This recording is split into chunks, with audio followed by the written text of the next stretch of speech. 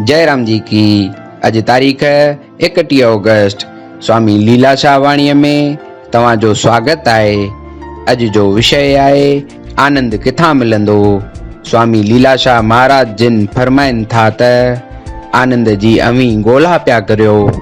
जॾहिं ॿार हुआ तॾहिं माउ जी गोद में थञ दाइण में आनंद थे सम्झो। हाणे धन था कमायो सो बि आनंद जे हासिल करण लाइ। शादी बि आनंद लाइ कई थी वञे। मतलब त नंढे हूंदे खां वठी जेके कम कयूं था से आनंद जी प्राप्तिअ लाइ। नदियूं तेसिताईं तिखो वहंदियूं डोड़ंदियूं उछलो ॾींदियूं थियूं वञनि जेसिताईं पंहिंजे स्थान समुंड सां न वञी मिलियूं आहिनि। अव्हां जो बि इहो हाल आहे।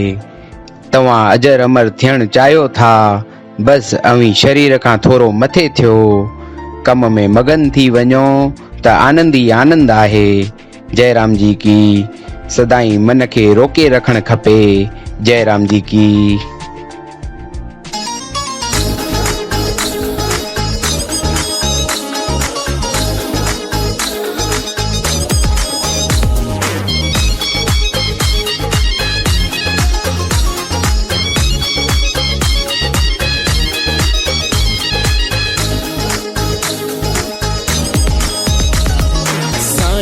छड्या पंहिंजा सब फैसला स्वामी लीलाशाह जायूं लाडला।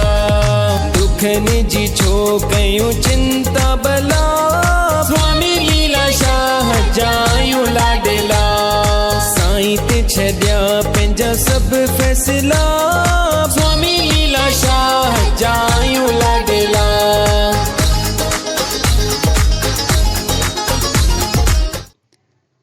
जयराम जी की। आशा है कि तव्हां सभिनी खे असांजा वीडियो जरूर पसंद आया हूंदा। त तव्हां हिन वीडियो खे लाइक कयो, कमेंट कयो ऐं शेयर भी जरूर कयो। ऐं हर रोज नई वाणीवार वीडियो ॾिसण लाइ तव्हां खे सिर्फ असांजे चैनल खे सब्सक्राइब करणो आहे, एवन बेल आइकन खे क्लिक करणो आहे ऐं नोटिफिकेशन फॉर ऑल करणो आहे, जीअं तव्हां खे सभिनी वीडियो जी नोटिफिकेशन मिलंदी रहे।